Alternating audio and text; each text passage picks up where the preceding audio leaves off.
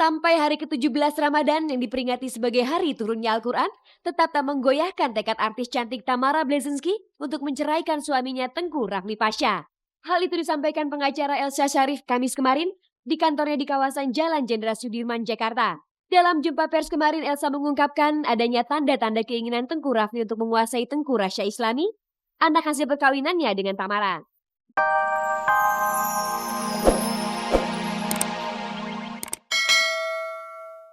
Pemirsa, si Ratu Goyang Lisa Natalia adalah salah satu selebriti yang tetap berkeringat di bulan Ramadan ini. Agar tetap bugar, 2 kali seminggu Lisa tetap latihan senam dan mengajar senam murid-muridnya. Lalu apa rahasia Lisa agar tidak kehilangan cairan tubuh? Lisa akan membeberkan rahasianya untuk Anda. Pemirsa, sudah menjadi fenomena umum di mana saat Ramadan banyak orang mengurangi aktivitasnya, terutama aktivitas yang menguras energi. Bagi si Ratu Goyang Liza Natalia, Ramadan bukanlah kendala untuk tetap beraktivitas. Ketika cek dan recheck datang ke sanggar senamnya di Kebayoran Baru, Jakarta Selatan kemarin, Liza masih tetap melakukan latihan dan mengajar murid-muridnya melakukan senam kebugaran. Namun Liza mengakui, karena saat Ramadan pola makan berubah, maka latihan yang diadakan ikut berubah waktunya. Begitu juga dengan latihan. Selain dikurangi porsinya, gerakan-gerakan yang dilakukan dipilih yang cocok dengan kondisi badan. Mungkin ya pastinya agak berkurang dan berbeda. Kalau biasanya seminggu bisa 3 kali sampai 4 kali. Saya biasanya kan kalau selain mengajar juga exercise juga. Seminggu bisa 4 kali, paling maksimal 5 kali bisa hampir setiap hari. Cuman karena berhubung bulan puasa mungkin kan kegiatan juga lain ya. Saya jatahkan mungkin paling sedikit seminggu 2 kali. Ya seminggu 2 kali pun juga kalau tidak mengajar dengan murid ataupun mungkin ikut exercise juga bareng kelas di studio saya gitu. Ritualnya sih biasanya saya di sini mereka latihan tuh rata-rata jam 5 sampai jam 6. Tapi kan pas jam 6 kita pas buka. Jadi jam 6 setengah 6 kita break dulu. Mereka minum, terus mungkin kita sediakan kolak ya untuk buka puasa, manis-manis sedikit, baru setelah itu dilanjutkan lagi. Biasanya seperti itu yang sudah biasa dilakukan. Kalau saya karena saya biasanya kalau tidak mengajar ataupun exercise sendiri, ya mungkin kalau exercise sendiri saya setengah 5 sampai setengah 6 gitu. Jadi setengah 5 latihannya sampai 1 jam, setengah 6 selesai, kan jam 6 kurang 15 kan biasanya udah buka puasa. Berbuka dulu baru dilanjutkan lagi setengah 7. Pemirsa, bagi yang menjalankan ibadah puasa, bukan saja pola makan berubah, tetapi asupan makan yang dikonsumsi pun relatif lebih sedikit dari hari-hari biasanya. Hal itu tentu akan mempengaruhi kesegaran dan kekuatan fisik, sehingga dalam latihan pun tak bisa dilakukan seperti di luar Ramadan. Iya, low impact. Jadi pemanasan seperti biasa mungkin dilakukan 15 menit sampai 20 menit. Setelah itu karena di bulan puasa kan tidak perlulah kita melaksanakan loncat-loncat yang terlalu banyak gitu, karena kan itu akan menguras tenaga sekali. Jadi yang penting keringetan gitu. Jadi banyakkan penarikan otot seperti tadi perut, dada, kaki gitu, paha. Jadi lebih kepada pernafasan. Bagi mereka yang berpuasa dan tetap ingin bugar, Liza menganjurkan untuk tetap melakukan aktivitas itu. Hanya saja, Liza menyarankan agar asupan makanan selama berpuasa juga diperhatikan. Oke, ya saran saya untuk pemirsa semuanya, ya bugar di bulan puasa bukan berarti kita tidak boleh berolahraga, justru perlu berolahraga dan mungkin minimal seminggu 2 kali. Dan mungkin kalau kita mulai dari bangun tidur, biasanya kita melakukan sahur ya. Sebelum puasa sahur dulu, makan makanan yang banyak mengandung sayuran, buah-buahan. Mungkin karbohidratnya jangan terlalu banyak, karena setelah itu setelah sholat subuh kita harus melaksanakan tidur kan, pasti kan ngantuk segala macam. Nah untuk aktivitas sehari-hari lakukan seperti biasanya. Dan memang kalau pas buka puasa jangan langsung makan makanan yang berat. Jadi minum air putih 2 gelas dan minum minuman yang manis atau mungkin bisa makan kolak dan lain-lain. Tunggu 1 jam baru makan yang seperlunya kita makan.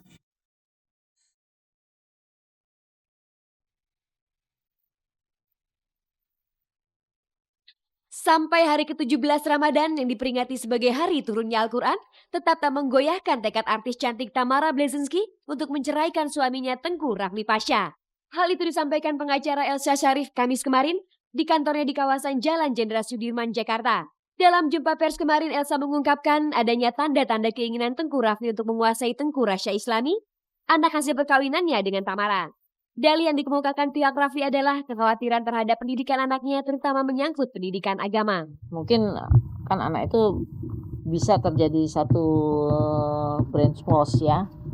Jadi tentunya kita tidak inginkan anak itu harus tetap sayang kepada ibu dan kepada bapaknya. Jadi tidak ada pengaruh-pengaruh yang menjelekkan ibu atau menjelekkan bapak. Pemirsa, bulan puasa ini genap 7 bulan sudah Tamara dan Tengku Rafli pisah ranjang atau pisah rumah. Sejak bulan Maret, Tamara meninggalkan Rafli dan menetap di rumah ibunya, sedangkan Rafli tetap bertahan tinggal di rumah mereka. Adapun putra sematawayang mereka, Tengku Rasya Islami, selama masa pisah rumah, diatur secara bergantian tinggal bersama ayah ibunya. Sebelumnya, Tamara yang dimintai konfirmasi cek dan recheck sewaktu berada di India dan Singapura tanggal 15 hingga 19 Oktober kemarin, tak bersedia mengomentari mengenai konflik rumah tangganya. Ano nga pa? Gimana tuh? Mama. Nah juga. Mama. Nanti menghadapin mereka tetap tegar aja gitu. Udah. Oke deh kalau gitu. Thank you, Tam. Ya. Tamara, Feby Febiola, serta para pemenang undian Lux berada di India awal minggu ini dalam rangka trip seminggu hidup bagaikan bintang bersama Bintang Lux. Selain India, trip itu juga mengunjungi Singapura selama 2 hari. Selama perjalanan, Tamara tak sedikit pun menunjukkan keadaan sebagaimana lazimnya orang yang sedang menghadapi kemelut rumah tangga. Dia tetap tampak ceria dan bergairah mengikuti program trip tersebut. Tamara menghadapi trip itu secara profesional. Sesuai dengan tugasnya, Tamara dengan setia menemani para pemenang undian Lux ke berbagai tempat yang dikunjungi.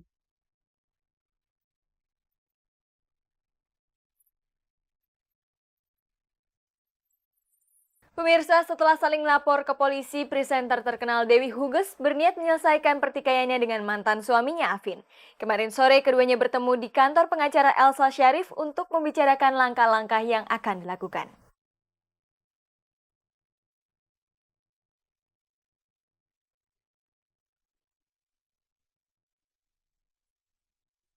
Pemirsa, menyusul pertemuan mereka di kantor pengacara Elsa Sharif Senin 17 Oktober 2005 lalu, kemarin presenter terkenal Dewi Huges kembali bertemu dengan mantan suaminya Ahmad Estiafin alias Afin. Pertemuan berlangsung di kantor Elsa Sharif di Gedung Artagraha Jalan Jenderal Sudirman, Jakarta. Dalam pertemuan yang difasilitasi oleh pengacara Elsa Sharif itu, Huges dan Afin sepakat untuk menyelesaikan persoalan di antara mereka. Realisasi perdamaian Afin dengan Huges terkesan sangat cepat. Setelah pertemuan Senin itu, esok harinya konsep surat perdamaian dibuat. Sebagai realisasi dari perdamaian itu, Huges akan mencabut perkara banding di Pengadilan Tinggi Agama Jakarta. Tetapi hal itu hanya menyangkut putusan pengadilan tentang perceraian, sedangkan tentang harta gonogini dikesampingkan. Selain itu, Huges akan mencabut laporannya di Polres Jakarta Selatan dan Kejaksaan Negeri. Sebagai imbalan, Afin juga akan mencabut laporannya ke Polda Metro Jaya. Menurut Huges, keinginannya untuk menyelesaikan persoalan dengan Afin muncul setelah ia menerima masukan dari Ustadz yang mengajarnya. Uges ketemu Ustadz terus mau bilang sambung silaturahmi gitu. Dan Uges selalu bilang sama Bu Elsa, Bu, rasanya Uges pengen nyambung silaturahmi gitu. Tapi Uges tahu komunikasi kita tuh buruk banget gitu. Kalau Uges langsung ke kakak pasti kejadiannya nggak akan silaturahmi gitu. Akhirnya harus muter-muter. Akhirnya besoknya bawain acara ngomongnya lagi yang diminta sama Allah di bulan suci Ramadan adalah sambung silaturahmi gitu. Terus ngomong lagi bahasa udah deh kita selesaiin aja deh. Pokoknya sampai silaturahmi disambung, kita bicara baik-baik enaknya untuk kedua pihak, belah pihak gimana gitu. Tapi ternyata Allah mengabulkan doa Uges itu di pertengahan bulan suci ini.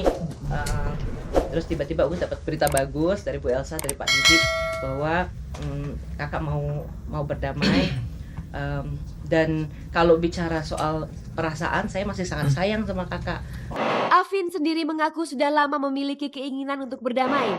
Tetapi karena persoalan komunikasi, niat itu tertahan cukup lama. Saya udah cerita sama pihak tim lawyer saya kalau memang sudahlah ngapain sih perpanjang ini kan toh gimana pun ini urusan rumah tangga gitu kan. Kalau memang bisa damai cuma barangkali waktu itu buntu karena nggak ada komunikasi tadi gitu kan. Pemirsa, dalam pertemuan kemarin, mantan pasangan suami istri itu menyiratkan bahwa perdamaian mereka bukan cuma di atas kertas. Keduanya bertekad untuk tetap menjalin silaturahmi. Bagaimanapun kan dia udah 4 tahun sama saya tuh pasti ada beda lah gitu kan. Jadi ya udahlah. Kita anggap saudara gitu kan. Dan juga di sini saya minta maaf kepada keluarga besarnya Huges. Kalau memang ada salah-salah gitu kan. Sama semua deh pokoknya. Saya minta maaf gitu. Sekarang kita udah komit bahwa keluarga besarnya Afin, keluarga besarnya Uges ya adalah tetap satu keluarga gitu. Apa yang sudah lewat kita saling forgive and forget gitu. Kalau kita Uges sama kakak bisa baikan lagi, bisa sama-sama, ya doanya teman-teman juga gitu. Kalau sekarang kita udah sama-sama, jangan diajak lihat ke belakang lagi gitu, kita lihat ke depan.